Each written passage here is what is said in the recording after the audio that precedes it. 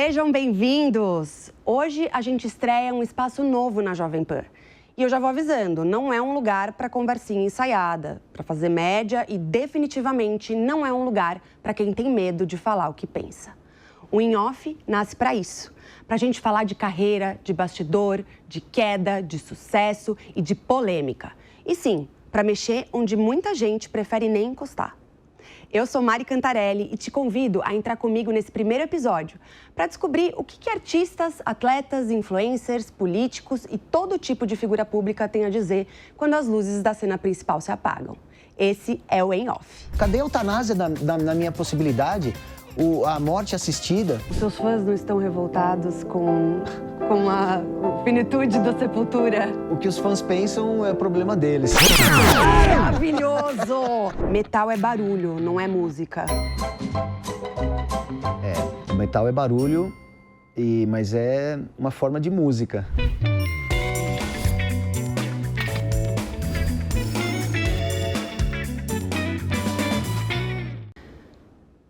A apresentadora que vos fala teve que estudar para a conversa de hoje. Mas foi diferente, foi muito transformador. Eu não sei se eu entendi certo, mas o que eu achava que era um estilo musical pesado, melancólico e até desnecessariamente brutal, de repente se mostrou mais que só um monte de grito. Se mostrou um protesto, uma espécie de missa às avessas.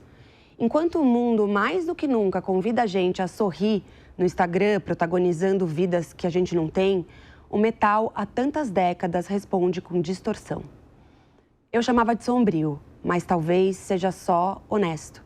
Porque o metal não finge, ele sangra, ele cospe, ele rasga o silêncio com um berro que não quer consolo. Ele quer presença. É triste? É, às vezes. Mas é lúcido, é forte, é livre. E deve ser por isso que ele ainda pulsa 40 anos depois. Hoje eu recebo um homem que atravessou tudo isso. Andreas Kisser, um dos maiores músicos do Brasil e do mundo, guitarrista do Sepultura. Um prazer te receber aqui. Prazer é meu, obrigado pelo convite.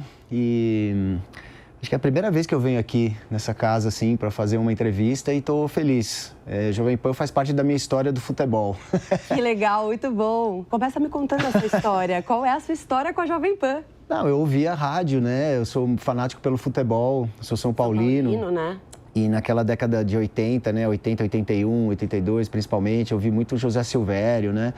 A equipe do Milton Neves aqui, da galera. E sou fanático, né? Por futebol. E não só aqui no Brasil, mas quando o Sepultura começou a viajar e tudo, eu sempre, quando posso, vou assistir jogos na Europa, nos Estados Unidos.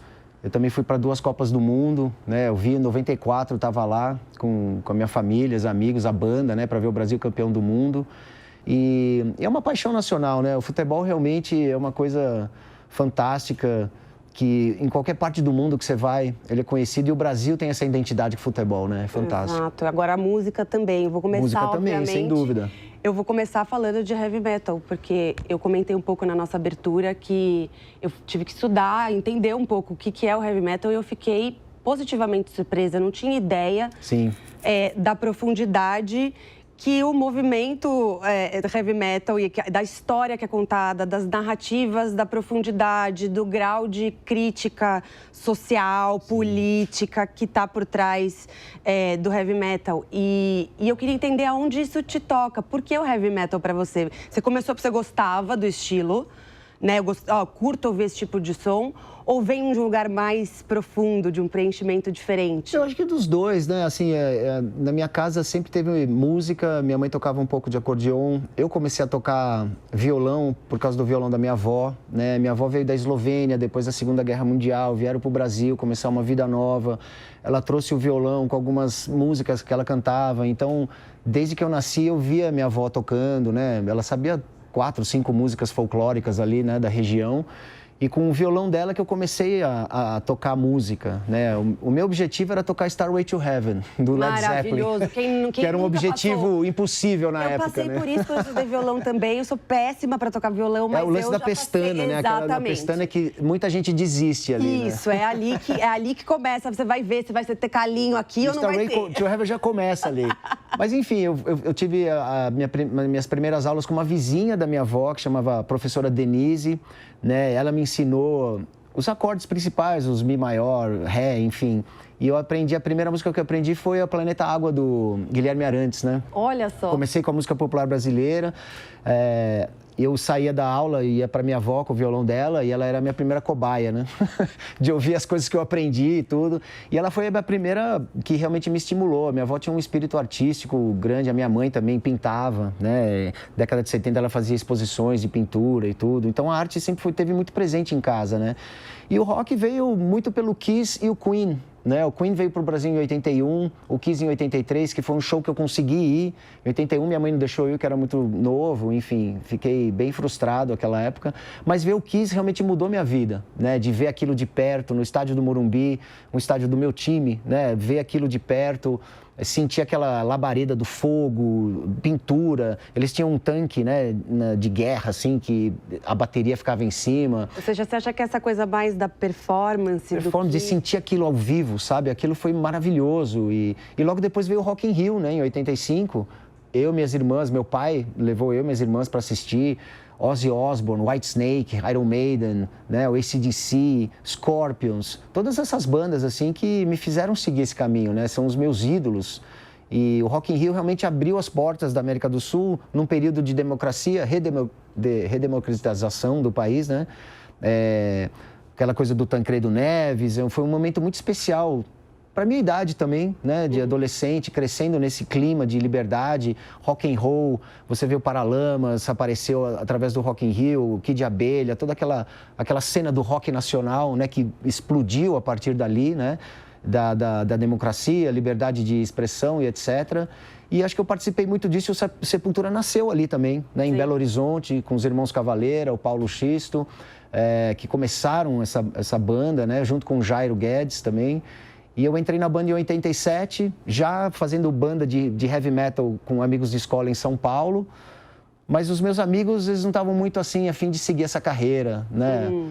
Eu acho que a família fazia uma pressão para trabalhar na fábrica do pai, enfim, tinha umas coisas, um outro futuro, né? Sim. E o músico, assim, nunca foi considerado, naquela época principalmente, não era considerado nem profissão, né? Ainda muito mais preconceito, metal, né? E eu acho que o metal também não é um estilo... Quer dizer, é engraçado, porque... E aí você me corrige se eu estiver errada. É um estilo muito popular. Mais popular do mundo. Mas não toca na rádio, sei lá, né? Ainda bem. Não é uma... Porque, assim, o que toca na rádio, com todo respeito aos meios de comunicação, tem sempre não é a música em si, né? O heavy metal não está preocupado em fazer música de 3 minutos, que não tem solo de guitarra, que tem que repetir o refrão e etc. Aquela coisa muito comercial, plastificada, dentro de uma caixa. O heavy metal faz música de 12 minutos, faz álbum, não fica fazendo single. O fã de heavy metal gosta de comprar o produto oficial, não quer ficar comprando pirata por causa do hit que está na rádio ou no topo das paradas, né? Esse tipo de coisa. Heavy metal é muito alheio a isso, porque, primeiramente, ele não é compreendido. Né? Muita gente tem preconceito de ver aquela coisa da camisa preta, tatuagem, que tem o mosh pit, onde a galera fica ali rodando e dançando à nossa maneira, né? Curtindo o show.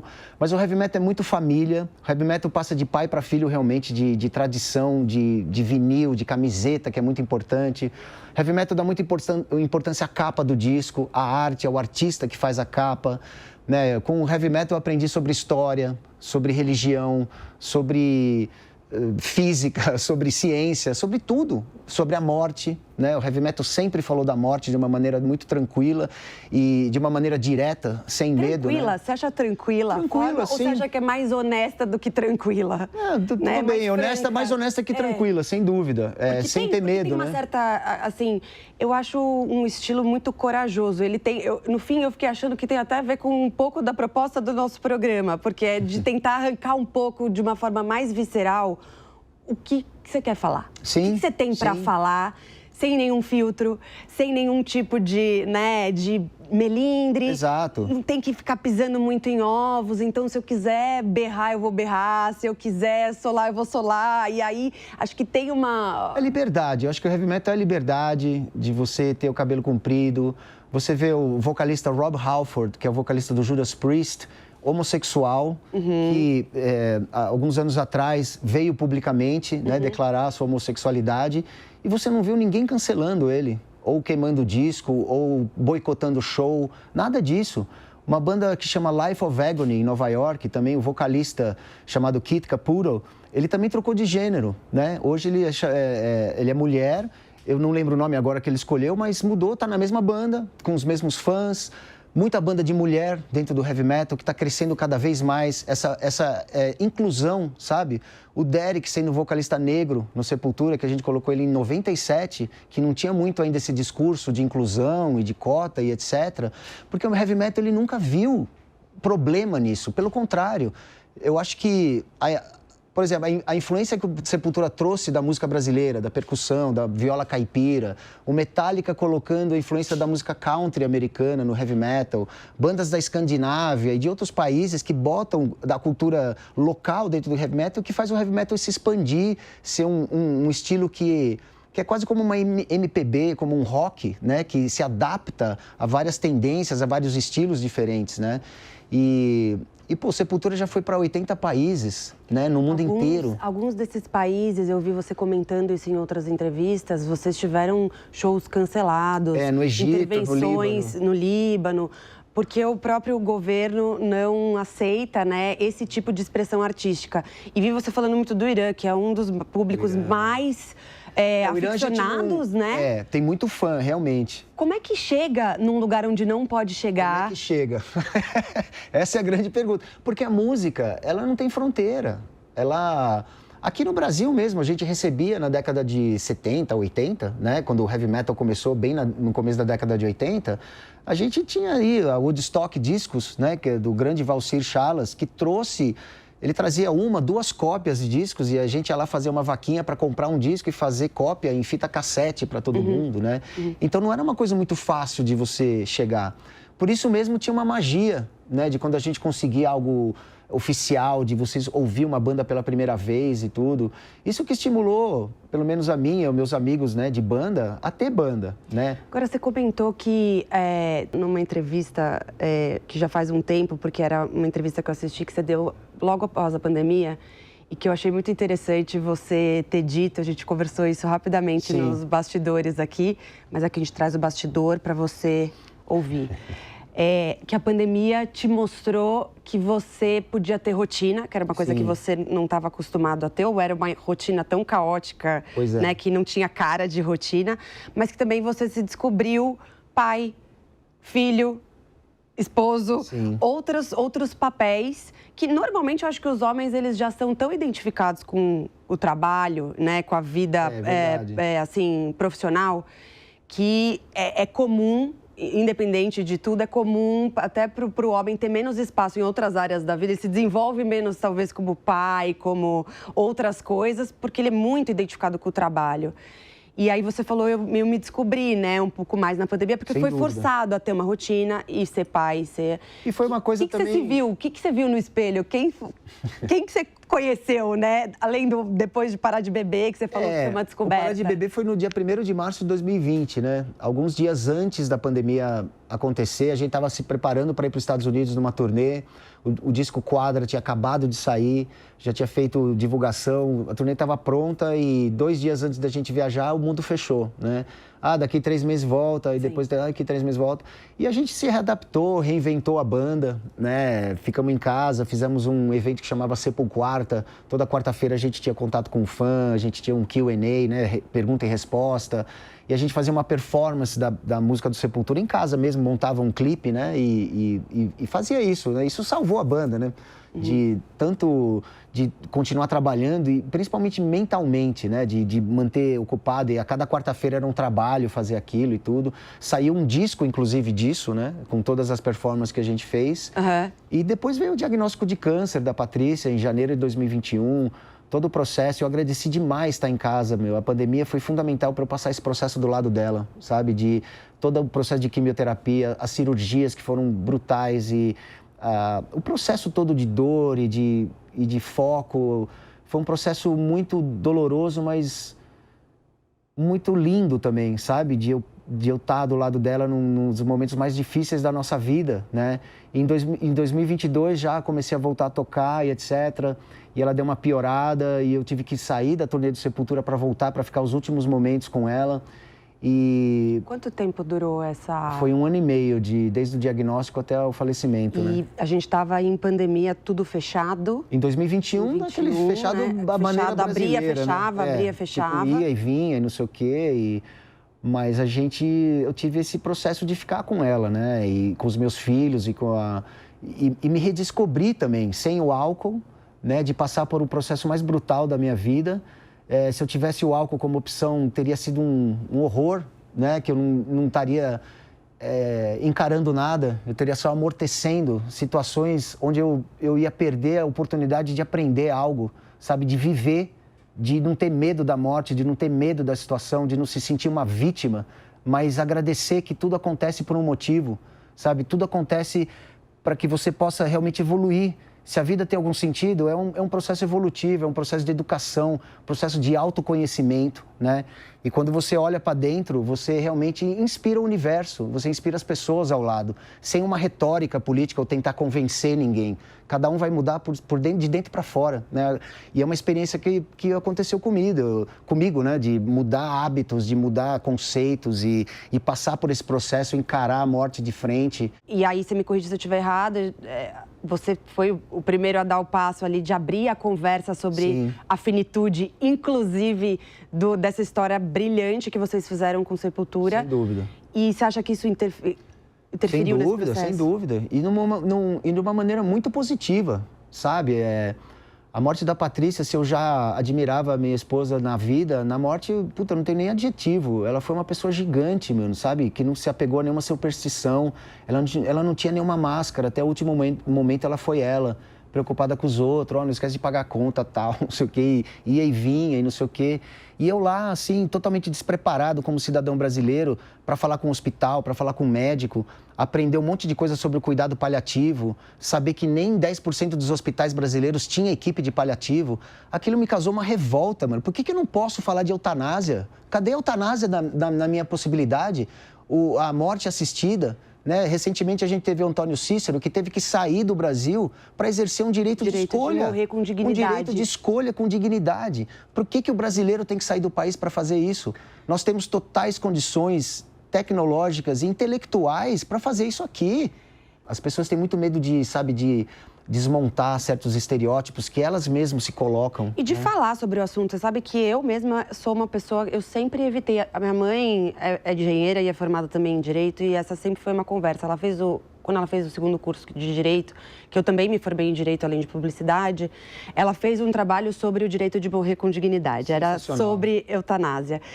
E eu evitava muito falar sobre esse assunto com ela. Sempre foi um assunto doído, porque a gente não quer encarar a morte de frente. E eu acho que, estudando você, a sua história e te ouvindo, eu acho também que a gente vai mudando um pouco a perspectiva, e a gente estava conversando no camarim um pouco sobre isso. Porque falar de morte também é falar de vida, em algum sentido, de renascer. Sem dúvida. E eu vou querer entender o final desse ciclo do Sepultura e esse renascimento que você está vivendo. Sem dúvida. Eu acho que é um privilégio, sabe, de poder terminar uma carreira de 41 anos, vão ser 42, né, até o final de 2026, que a gente pretende fazer essa turnê. De uma maneira consciente, em paz com a gente mesmo. A gente não está brigando, a gente se ama e se respeita como amigos dentro da banda. A equipe do Sepultura muito bem conectada. Tem muita banda que sai em turnê aí, os caras não se falam, né? Se odeiam, sim. Inclusive, estão para pagar conta, e, enfim.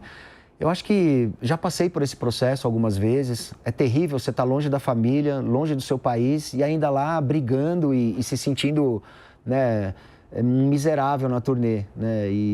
Pô, pra mim, eu acho que é o respeito a cada um. Eu lembro sempre na garagem, sonhando em ser um músico, e eu sempre sou muito agradecido de ter esse privilégio de tocar e conhecer meus ídolos e fazer aquilo que eu amo, né? Então é isso, acho que eu ser agradecido sempre. Eu queria que você me contasse um pouco mais dessa turnê que vocês estão fazendo, que começou em 2024, sim, passa por 2025 e deve ir até 2026, isso, mas que é uma despedida. Exato. É uma despedida, um farewell tour, né, como falam no exterior, e uma turnê de celebração. Tem sido espetacular. momentos incríveis. A gente está gravando também toda essa turnê para lançar um disco ao vivo, né? Que vão ser 40 músicas em 40 cidades diferentes pelo mundo, né? Então a gente está gravando todos os shows, depois a gente vai organizar tudo isso e vai lançar em vinil, num lance muito especial, com muita foto e tudo, para realmente celebrar essa despedida. E a gente vai parar, se vai ser por algum tempo, se vai ser para sempre, isso é relevante agora, sabe? Também não estou muito certo do que eu vou fazer depois, existem várias possibilidades. Aliás, eu já tenho algumas coisas paralelas ao Sepultura, como o programa de rádio que eu tenho com o Johan, meu filho, Pegadas de Andreas Kisser, na 89 FM. Eu também tenho De La Tierra, que é um grupo latino, que eu faço metal em português e espanhol. Enfim, e espaço para uma Intrícia, né, que eu criei em relação ao assunto morte. E o Patifest, né? Conta um pouquinho o que é o Mãe depois de Intrícia. tudo aquilo que eu passei com a Patrícia, eu criei o movimento Mãe Intrícia, que é uma página no Instagram, na verdade, mas que quer estimular o assunto morte, né? Para a gente falar em sociedade, para falar entre família e tudo, e discutir esses assuntos que são um tabu, né? Que ainda tem muito preconceito. E organizar o Patifest também, né? O Patifest é um festival que homenageia a Patrícia também, e toda a arrecadação vai para a Favela Compassiva, que leva o cuidado paliativo nas favelas da Rocinha e do Vidigal, no Rio de Janeiro, e aqui em Heliópolis, em São Paulo também. Maravilhoso. Né? Você não ficou revoltado em nenhum momento com tudo que aconteceu com a Paty? Não, porque se eu ficasse revoltado, isso não ia ajudar em nada. Os seus fãs não estão revoltados com a finitude da Sepultura? O que os fãs pensam é problema deles. Maravilhoso! Esse é o espírito do Em Off. É isso mesmo? É, porque assim... Como é que você vai juntar um grupo que represente os fãs do Sepultura? Como que você define isso, né? E também o artista não pode ficar preso no que um ou outro vai pensar. Você tem que ser livre para se expressar.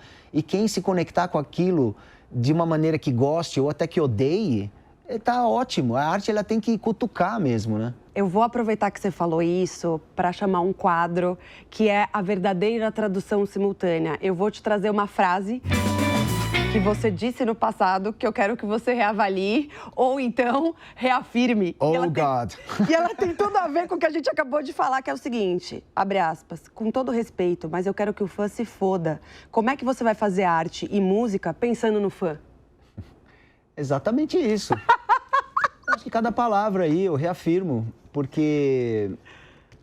Imagina um Pablo Picasso pintando um quadro e pedindo permissão para alguém falar: o que você acha dessa mulher que eu pintei? Aí o cara vai olhar assim, isso não é uma mulher. Deixa os haters odiarem. Pô, a função deles é essa. Eu vou aproveitar então mais um gancho para chamar o nosso quadro Toma que o Hate é Teu. Nesse quadro, Andrés, é o seguinte, eu vou trazer alguns comentários de redes sociais que chegaram até os seus canais oficiais e eu queria que você respondesse de uma maneira bem nua e crua. Tem um aí, vai tocar com a Ivete? Você já tocou, né? Toquei. Maravilhoso. Pô, uma honra. Sensacional. Maravilhoso. Sensacional. Ivete Sangalo é um fenômeno. Mito, maravilhosa. Incrível. Bom, o primeiro hate é o seguinte, abre aspas, o Sepultura morreu quando o Max saiu. Cara, assim, pra ele deve ter morrido e tá ok.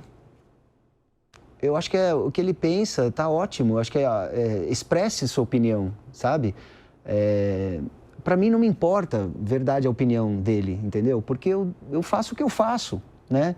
Para mim não morreu, porque a minha vida é essa, né? E mesmo quando o Sepultura acabar... Pra você foi vida, né? A minha vida é essa, eu me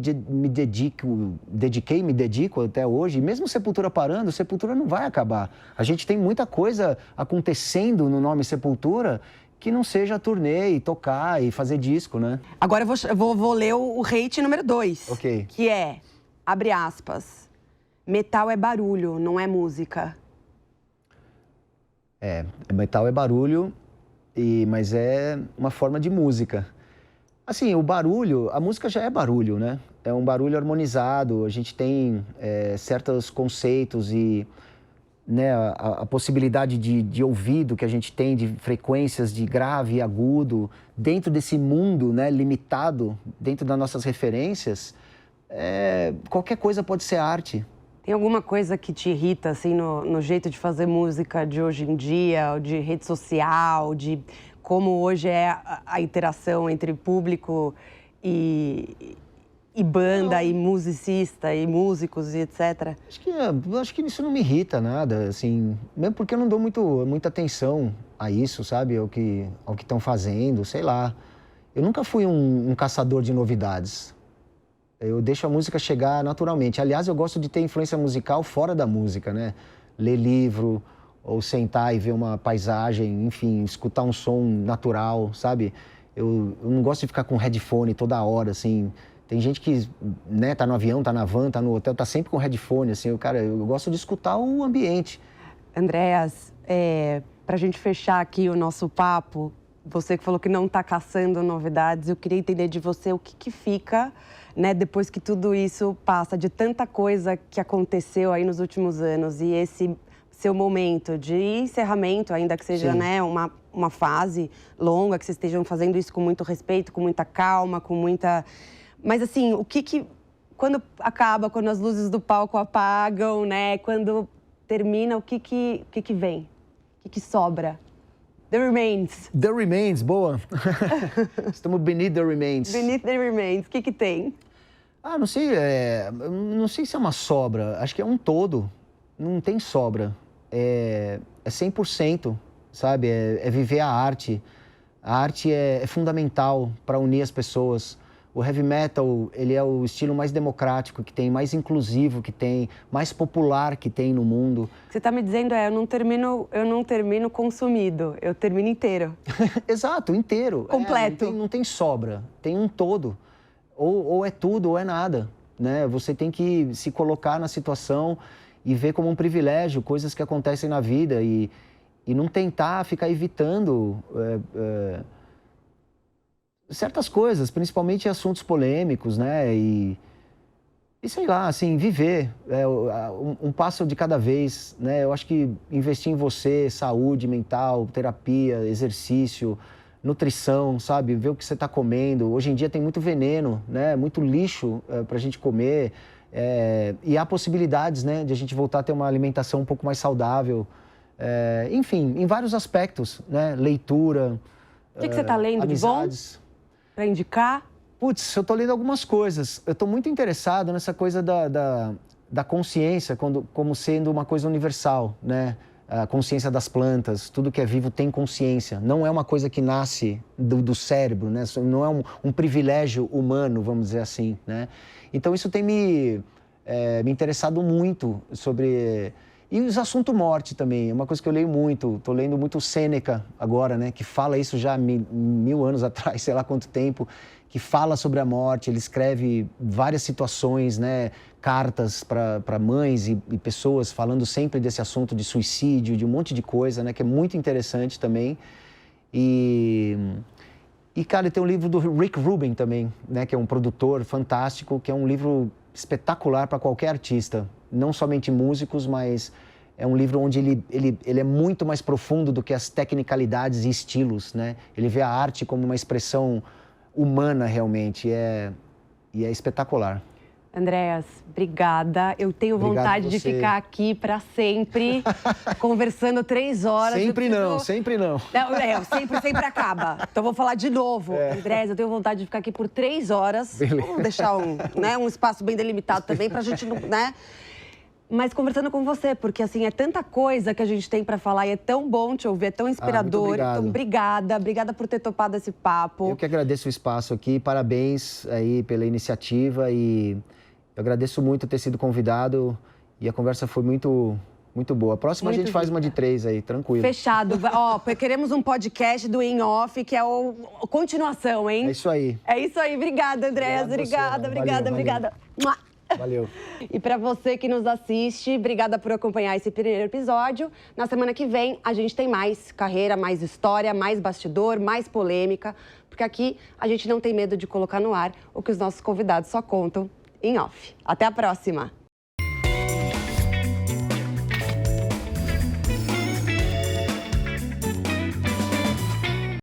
A opinião dos nossos comentaristas não reflete necessariamente a opinião do Grupo Jovem Pan de Comunicação. Realização Jovem Pan News.